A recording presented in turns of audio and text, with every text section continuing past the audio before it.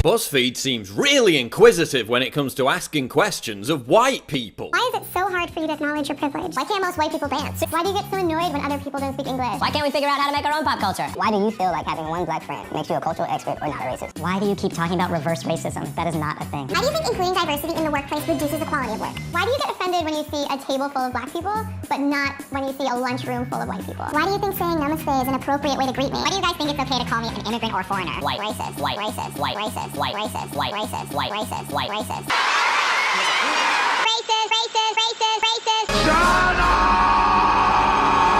So here are 15 questions that white people have for BuzzFeed. You're fucking a white male! Why is it racist to make generalizations about beliefs, lifestyle, or behavior based on a person's race, unless they're white? If making generalizations about people's beliefs based on their race is racist, then why do you automatically assume that all black people are social justice warriors? Why is it racist to stereotype non-whites for positive traits, like Asians being intellectual or black people being athletic? But then it's perfectly okay to stereotype white people for negative traits, like not being able to dance.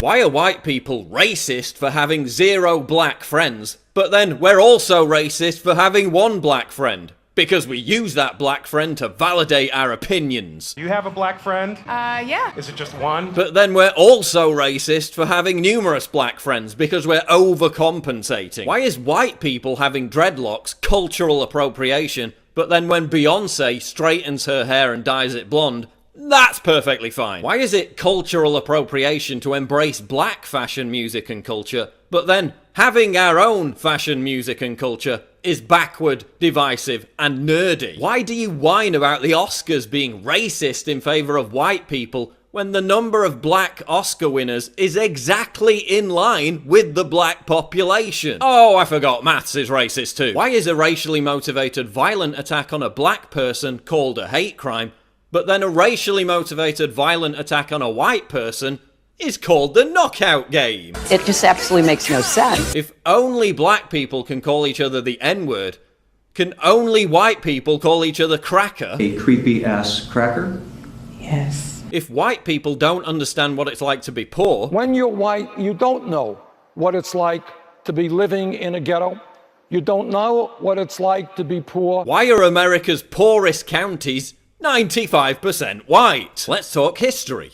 The Islamic Barbary slave trade, which oppressed whites, was far more brutal and lasted for far longer than the African slave trade. So if white people owe blacks reparations for slavery, can white people claim reparations from Arabs? Give me money, give me money, give me money. If reverse racism doesn't exist because white people are in power and it's impossible to be racist against them, at what point does this change? If the entire dominant culture, entertainment and media complex, including BuzzFeed, now discriminates against white people by encouraging racism against white people, does that represent a form of power? And if it does, why should it be acceptable that the last acceptable form of racism is racism against white people?